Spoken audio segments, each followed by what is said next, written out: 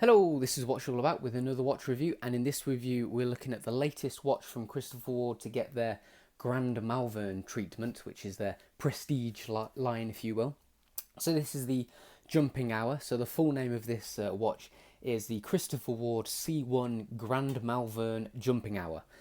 It's a bit of a mouthful, I know, but let's just refer to it as the Jumping Hour.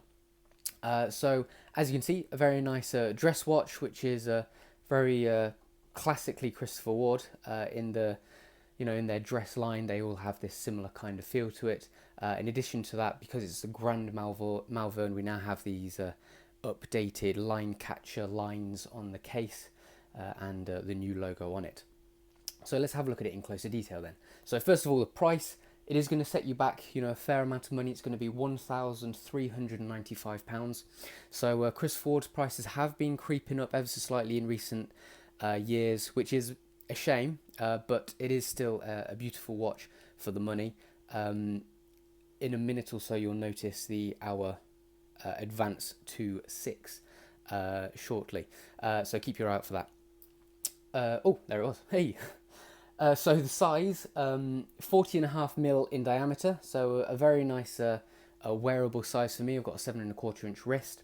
It has a fair height to it at a 12.65mm, so ever so slightly taller than one would necessarily hope for a dress watch. 10mm you're probably looking for, but it's still a very good size. I don't find it too big of an issue.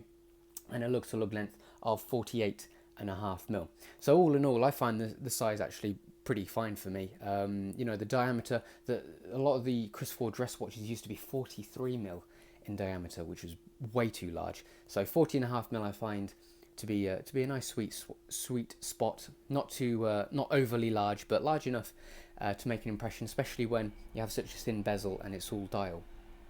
The weight is 62 grams, so not too heavy, but some watches can be like 30 or 40 grams. Obviously they're very light, whereas 62 grams, you got a bit of weight to it, so you can feel the quality, but also it's light enough to be able to wear all day long, so that's good. Water resistance of 30 meters, so I wouldn't recommend doing anything related to water in this watch. Not you would anyway, because it's a dress watch, it's not a diving watch. 20mm lug width, tapering down to 18mm. We also have the Beta deployant clasp as well, which is great. We'll obviously discuss that in a little while. You also get a great 5-year warranty with all Christopher watches, and I've come to understand that is really valuable in case of any problems do arise. 5 years is a very long time, and in most instances is longer than a watch's lifespan, so you're pretty covered for a good while. The movement is a Sellita SW200-1 as the base, and then it has a module on top by Johannes Janke called the JJ01 module. So this was the Jumping Hour module was actually the first custom module that he developed for Christopher Ward. So that's pretty cool. Obviously, the module, you can see what it does. We've dropped we've dropped the hour hand, and we have this window at 12 which jumps on every hour. So let's discuss it in a bit more detail then. Starting off with the dial. First things first, the new logo. Some love it, some hate it. I personally think it actually works quite well on this watch. I've come around to it, to be honest. I don't find it as detestable as some, especially when it's left aligned at this position at 9. I think it actually works quite well there. And on a dress watch, the quite clean font is looking quite good in place, I personally think. Second thing to be aware of is, I don't know why they do it, but on all the Grand Malvern watches, they miss out the odd hour markers. So on every odd hour, it's not an applied hour marker, as you can see, it's just a painted line. Obviously it's a design feature, but I'm a bit confused why, because I think it looks a bit weird that they've missed out half of the hour markers. I really like applied hour markers, so the more the better for me. But it just, when you first look at it, you're like, oh, that's weird. So that's just something to be aware of.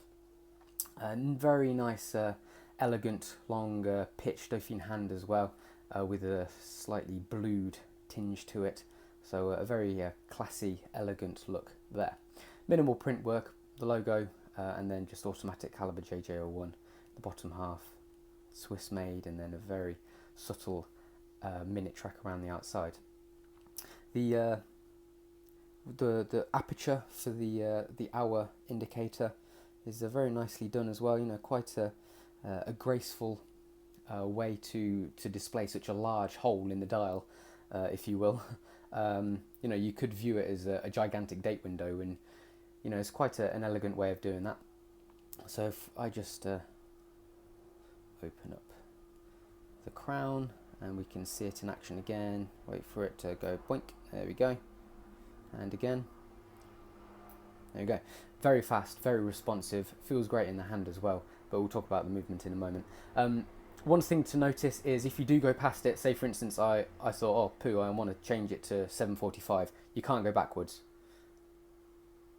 So you will have to just keep on going round and round and round until you get around back to 7. That was obviously an example, so something to keep in mind.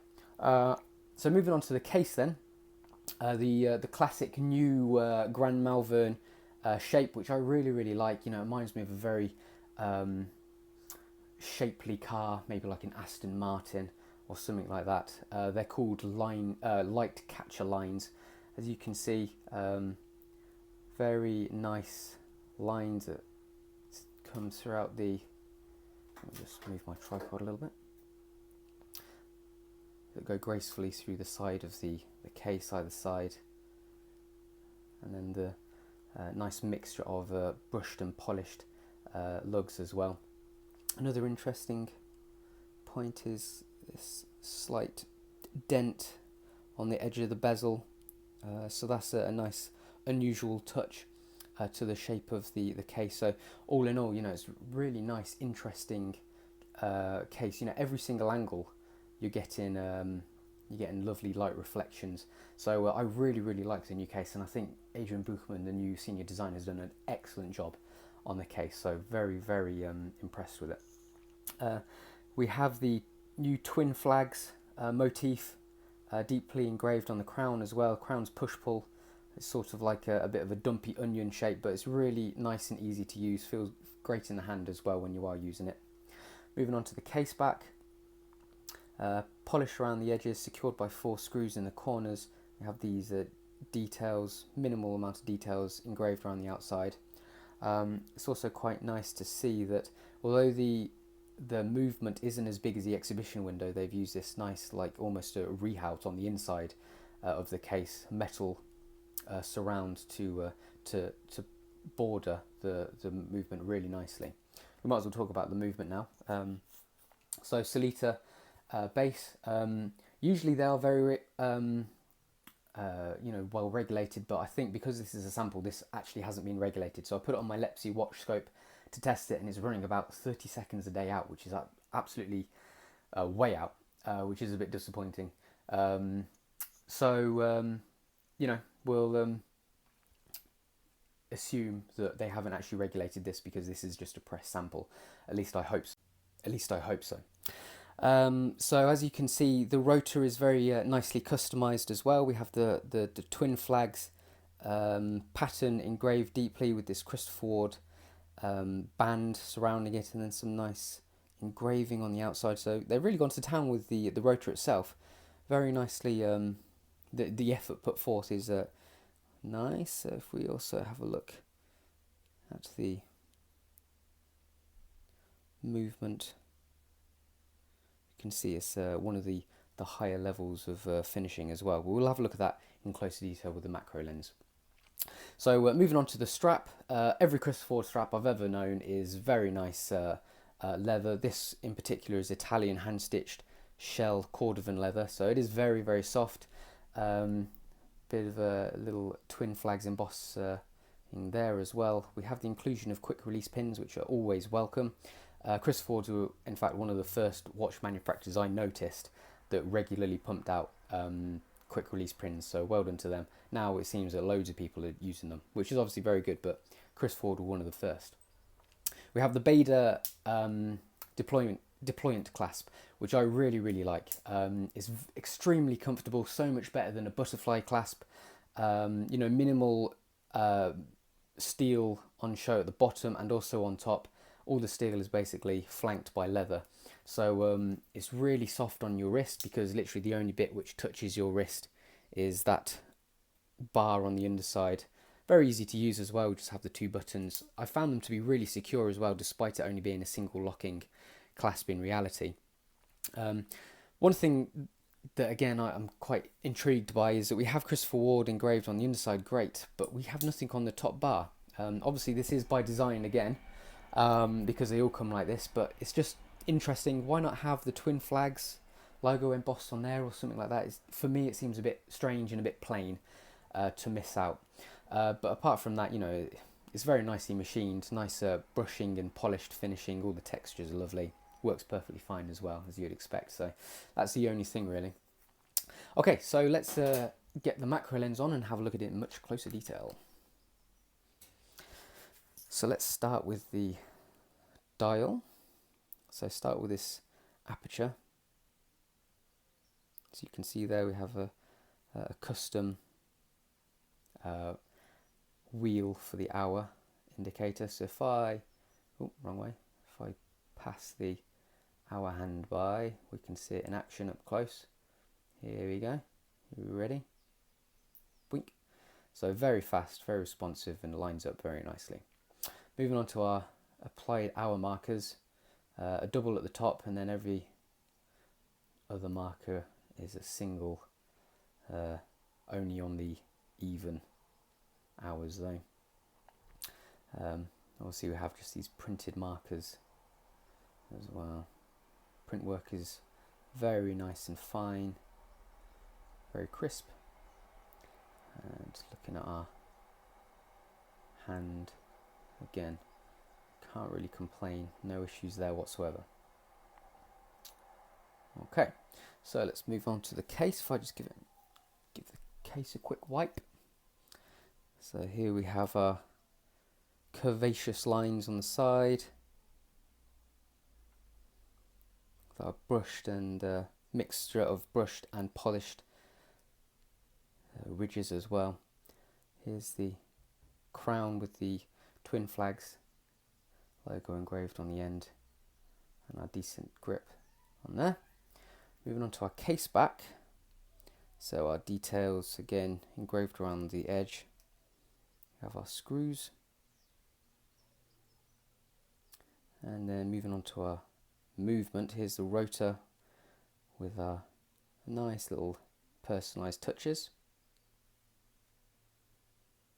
Let's have a look at this ticking away as well. We can see there it's SW200-1.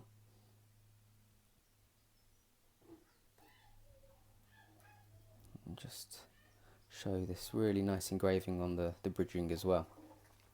Moving on to the strap, then we have this blue stitching, nice soft blue top, and the underside very soft as well. We have the print work, there we go, and just having a look at our Beta clasp, Christopher Ward logo engraved there, and then on the top plain brushed with polished ridges and the buttons either side as well. Okay, so as you can see under the microscope, really flawless execution, really well made as you'd expect, especially for a watch costing almost £1,400. So that's exactly what I found. I found it to be really luxurious. Even, you know, when you're just taking a glance at it, you can tell that it's a really quality timepiece. You know, it has that kind of feel to it, that aura around it. £1,395 is no doubt a lot of money, but you are getting a very luxurious watch for it. You know, unusual looks as well with the lack of hour hand and the hour aperture. I mean, we are paying for a custom module, so that's probably where all the money is going to. I hope they do regulate the movements as they do go out, and that this is indeed just a press sample. So the only couple of things worth noting really is the odd hour markers that are missing, and also just the plain plain buckle. They're really the only two things I've noticed, and that's really nitpicking. Apart from that, it's a gorgeous looking watch, extremely well made and put together. So yeah, I've really enjoyed wearing it, and I think it's a lovely watch to behold as well. So this was the Christopher Ward C1 Grand Malvern Jumping Hour, and that's what it's all about.